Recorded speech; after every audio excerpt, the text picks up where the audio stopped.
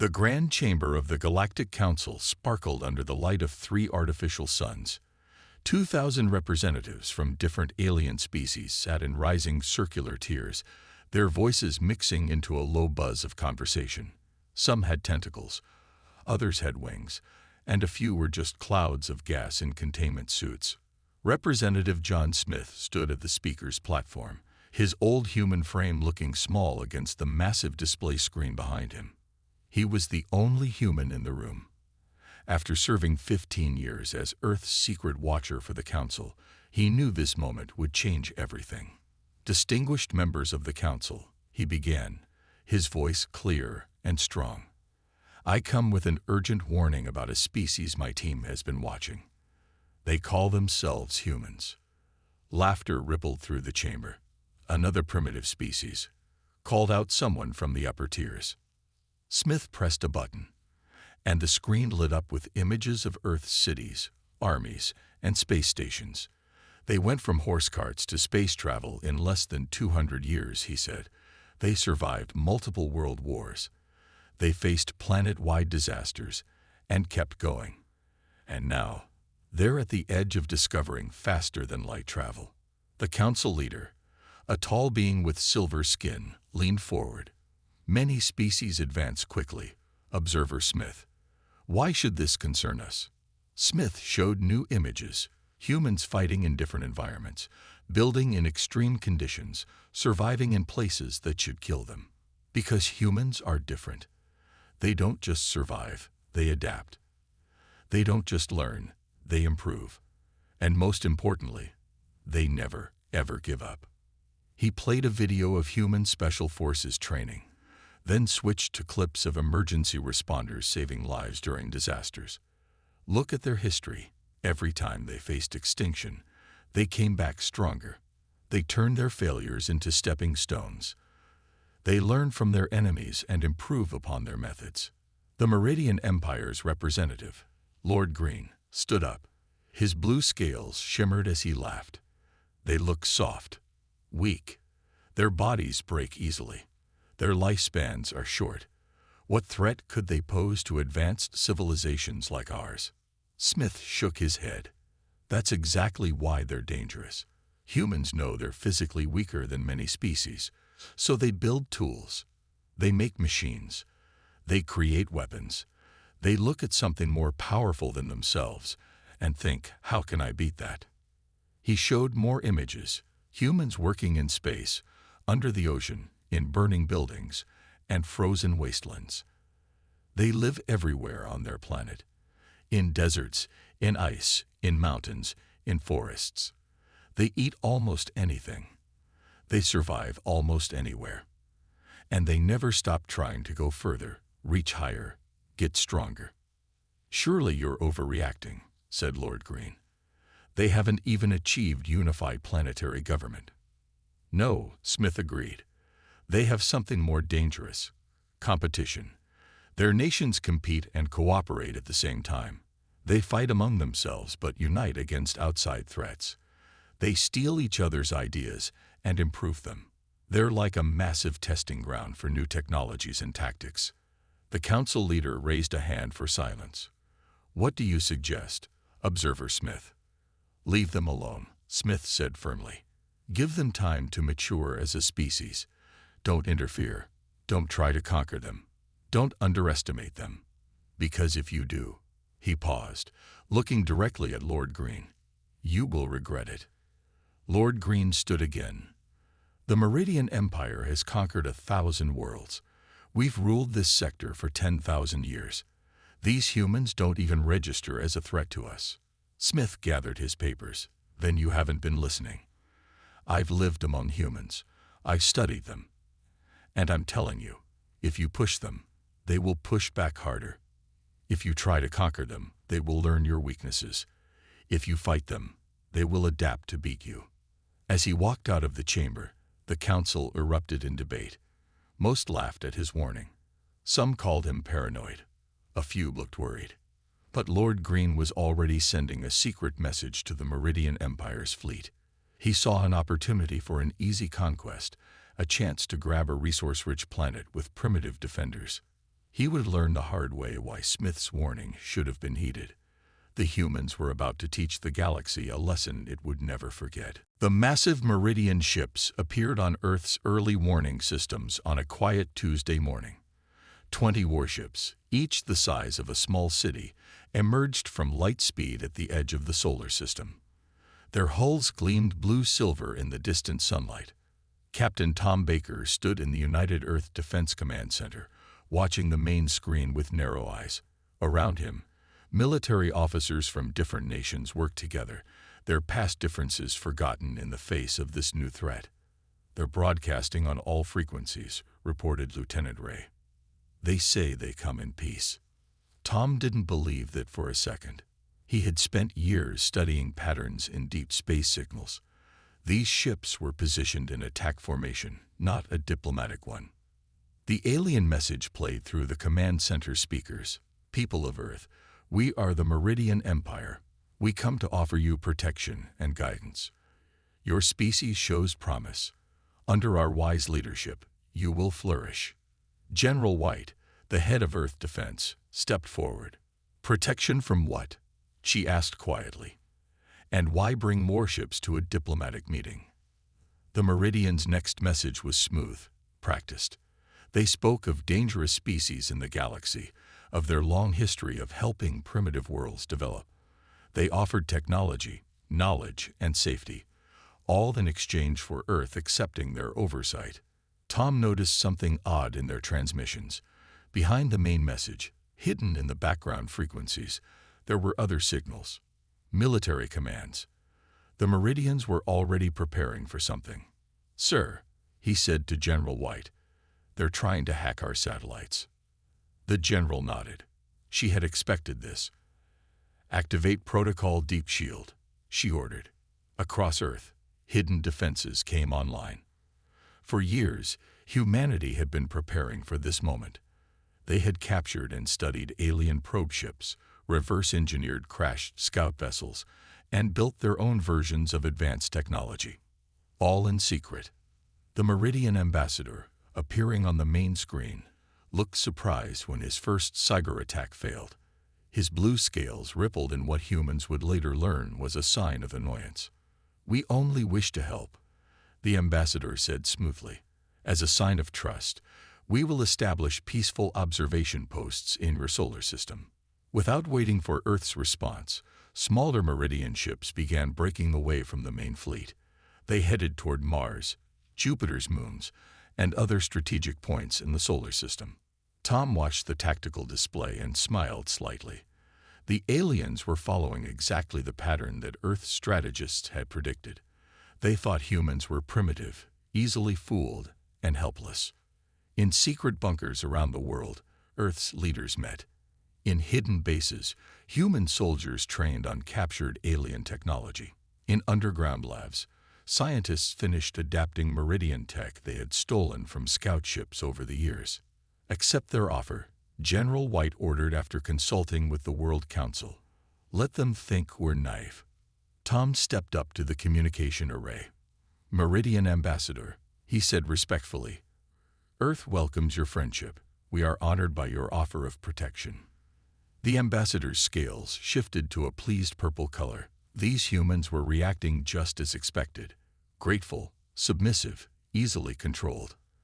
But as he gave his victory speech about peace and cooperation, he didn't notice several things. Earth's quantum computers were already breaking Meridian codes. Human stealth ships were shadowing each Meridian vessel. Earth's advanced sensors were mapping every weakness in Meridian shields. And most importantly, humanity was united in a way it had never been before. That night, as the Meridian ships settled into their peaceful positions around the solar system, Tom stood at his office window looking at the stars. "They think we're primitive because we fight among ourselves," he said to General White. "They don't understand that those fights made us stronger, better, more prepared." The general nodded. "How long until they make their real move?" "A month, maybe 2, Tom replied. "Just enough time for us to finish our preparations." In space, the Meridian ships glowed against the darkness, unaware that their easy conquest was about to become their worst nightmare. The trap was set. Now all Earth had to do was wait. Over the next month, the Meridian Empire built their observation posts across the solar system. Their largest base took shape on Mars, a gleaming structure of blue metal and crystalline towers. More bases appeared on Jupiter's moons and in Earth's orbit. Each one was called a cultural exchange center. Deep beneath the Rocky Mountains, in Earth's hidden command center, Admiral James watched the alien construction through advanced sensors. Next to him, his best computer expert, Lisa, worked on cracking yet another layer of Meridian code. "Got it," Lisa exclaimed, her fingers flying over the holographic keyboard. "You won't believe what these cultural centers really are." The Admiral leaned forward, reading the decoded plans. His face grew hard. Each alien base was actually a disguised weapon platform. The beautiful crystal towers were particle beam cannons. The diplomatic quarters held enough troops to invade a continent. "They think they're so clever," Lisa said, shaking her head. "Their encryption is advanced, but they never expected us to understand it. They think we're still using simple computers." The Admiral smiled. "Let's show them how primitive we are. Start Operation Mirror." Across Earth, hidden preparations moved into their final phase. In underground factories, human engineers put the finishing touches on weapons reverse-engineered from captured alien tech. Special forces teams practiced with gravity-manipulating suits. Scientists fine-tuned their versions of Meridian shield technology. On the surface, everything looked normal. Humans acted impressed by simple Meridian tech demonstrations. They appeared grateful for basic medical knowledge that Earth scientists had secretly surpassed years ago. They played the part of an eager, primitive species perfectly. The Meridian commander, watching from his flagship, felt very pleased with himself. His reports to the Empire were full of praise for his own clever handling of these simple humans. He never noticed that his secure transmissions were being intercepted and read. "Sir," Lisa called to the Admiral one morning. "They're starting to move their real weapons into place. They're hiding them inside regular supply ships." Through their hidden sensors, Earth's leaders watched as the Meridian smuggled planet-killing weapons into their bases. Each shipment was disguised as food, medical supplies, or building materials. The Admiral sent a coded message to all Earth's hidden bases. "Operation Mirror is now active." Human stealth ships, completely invisible to Meridian sensors, began moving into position. Each alien weapon platform was quietly matched by a hidden human one. For every Meridian troop carrier, Earth positioned its own advanced ships nearby. In the command center, Lisa made another breakthrough. "Admiral," she said urgently, "I found their attack plans. They're going to strike in 3 days. They plan to hit every major city at once." The Admiral nodded calmly. "Right on schedule. Send word to all commands. Operation Mirror enters final phase."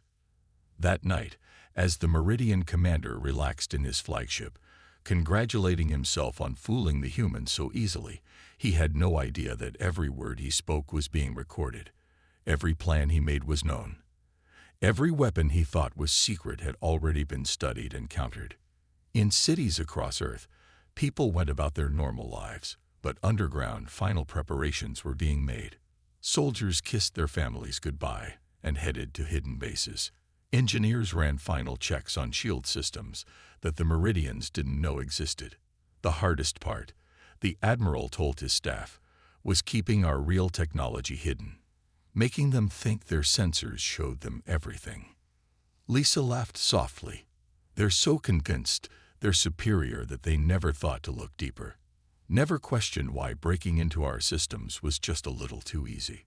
3 days, the Admiral said, looking at the tactical display showing all the hidden human ships and weapons surrounding the unsuspecting Meridian forces. "In 3 days, they'll learn what humanity is really capable of." Above Earth, the Meridian ships continued their patrol, their crews confident in their total superiority, completely unaware that they were already surrounded. The trap was nearly ready to spring. The Meridian attack began at dawn. Their ships dropped their peaceful disguise, weapon ports opening across their hulls. The beautiful crystal towers on their bases transformed into massive energy cannons.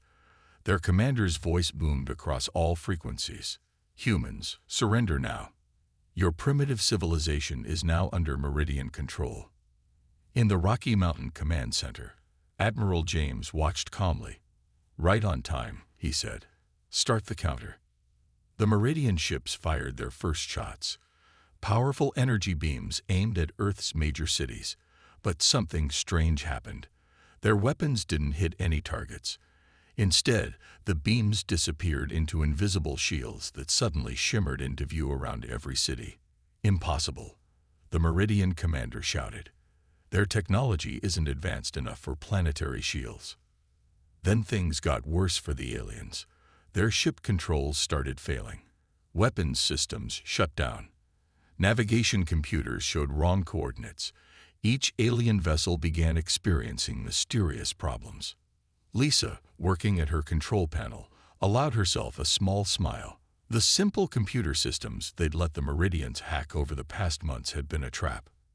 Hidden inside were advanced viruses, waiting for this moment.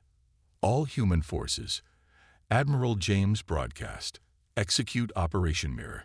Suddenly, the space around Earth seemed to ripple. Hundreds of human ships appeared, their stealth systems dropping. They had been there all along, matching every Meridian ship 1-to-1. Each human vessel carried weapons that looked surprisingly similar to Meridian technology, but improved. The Meridian commander stared in shock at his displays. How? Where did these ships come from? His question was answered by a barrage of fire from Earth's forces. The human ships had studied Meridian shield frequencies for weeks. They knew exactly where to hit to cause maximum damage. Their shields are adapted from our technology. A Meridian officer screamed. They've improved our own designs. On Mars, the massive Meridian base tried to fire its particle cannons, but nothing happened. Human engineers had spent weeks studying their power systems and had found a critical flaw. A simple computer virus, delivered through their own network, turned the base's power system against itself. Admiral James watched as the carefully laid trap closed around the alien forces. Send the message, he ordered. Every Meridian screen lit up with the face of Captain Tom Baker. Meridian forces, he said calmly, you were warned about us. You chose not to listen. Your weapons are disabled. Your ships are surrounded. Your bases are under our control. The Meridian commander tried desperately to regain control of his fleet, but each system they tried to fix revealed another human trap. Their superior technology had been compromised completely. This is impossible, he raged. You're primitives. You fight among yourselves. You barely have space travel. Lisa's voice cut through their command channel. We fight among ourselves because we never stop trying to improve. We adapt. We learn, even from our enemies. Around the solar system, human forces systematically disabled the Meridian fleet. Ships that tried to escape found their engines mysteriously failing. Bases that attempted to self-destruct discovered their systems locked out. In just 3 hours, the mighty Meridian invasion force was completely defeated. Not by superior numbers or overwhelming force, but by careful planning, hidden technology, and humanity's gift for turning an enemy's strength against them. Admiral James stood in the command center, watching the Meridian ships power down one by one. Send word to Earth's cities, he ordered. The threat is contained. Lisa looked up from her station. Sir, we're getting signals from the Galactic Council. Looks like Representative Smith's warning is being taken more seriously now. The Admiral nodded. Send them our terms, and make sure they understand. This was just our defensive capability. They haven't seen what humanity can really do yet. In orbit, the disabled Meridian ships floated helplessly, their crews learning a lesson that the galaxy would never forget. Never underestimate humans. 1 week after defeating the Meridian invasion force, Earth launched its counterattack. But this wasn't a normal military operation. It was a demonstration of everything humanity had learned and improved upon.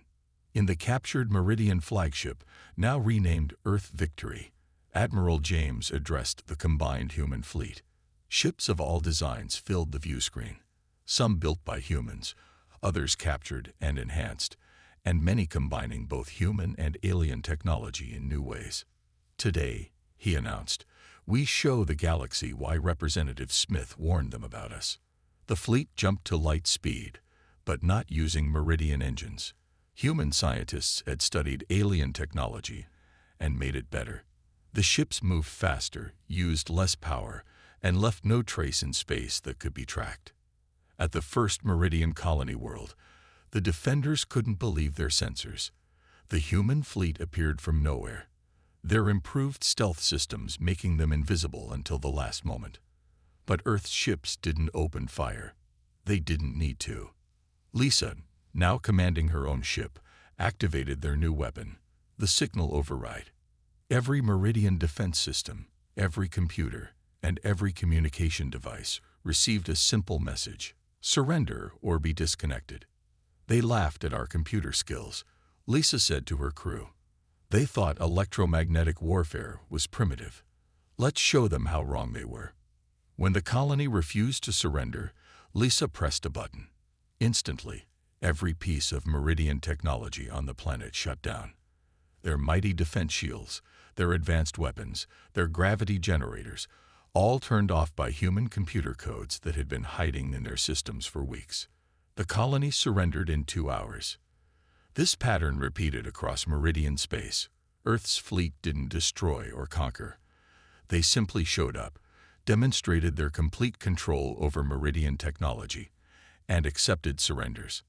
Admiral James watched from the command deck as another Meridian world came under human control. They thought copying their technology made us primitive, he said. They never considered we might improve it. On each captured world, humans demonstrated their innovations. They showed how they had taken Meridian shield technology and made it use half the power. They revealed engines that were twice as fast, weapons that were more accurate, and computer systems that were far more advanced. The Meridian Empire, which hadn't lost a war in 1,000 years, was being defeated not by force, but by innovation. Sir, Lisa called from her ship. The Meridian homeworld is broadcasting. They want to talk. On the main screen, the Meridian High Command appeared. Their blue scales had turned pale with fear. How? They asked. How did you advance so quickly? Admiral James smiled. Because you gave us something precious when you threatened us, a reason to work together. Every nation on Earth shared their technology. Every scientist cooperated. We took everything we learned from your ships, improved it, and made it our own. Lisa added, you thought Earth's divisions made us weak, but competition made us innovative. Our differences made us stronger. The Meridian leaders looked at the human fleet surrounding their homeworld. They saw their own technology turned against them, improved in ways they hadn't thought possible. They saw how their greatest strength had become their weakness, because they had stopped innovating, stopped improving, stopped adapting. We surrender, they said simply. Admiral James nodded. Wise choice. Now let's discuss how we can help each other. Because unlike you, we don't want slaves or colonies. We want partners who can keep up with us. As the surrender was signed, news spread across the galaxy. Humanity had not just defeated the Meridian Empire. They had revolutionized their technology, improved their systems, and done it all in secret while pretending to be primitive. In the Galactic Council chamber, Representative Smith watched the reports come in. He smiled as other species began asking for human cooperation rather than trying to conquer Earth. They had finally learned. Humans don't just survive threats. They learn from them, adapt to them, and come back stronger. The Galactic Council chamber was completely silent. On the massive display screens, Representative Smith showed video after video of how humans had defeated the mighty Meridian Empire. You didn't listen when I warned you, Smith said calmly. Now let me show you why that was a mistake. He played recordings from the invasion day. The council members watched in shock as their most advanced member civilization was systematically taken apart by the primitive humans. But it wasn't the victory that scared them. It was how it was achieved. "Look carefully," Smith said, pointing to a split screen showing Meridian technology next to human versions. The left is original Meridian design. The right is what humans did with it in just a few months. The differences were clear. Human shields used less power but were stronger. Human weapons were more precise. Human computers were far more advanced. Everything the aliens thought they were best at, humans had quietly improved.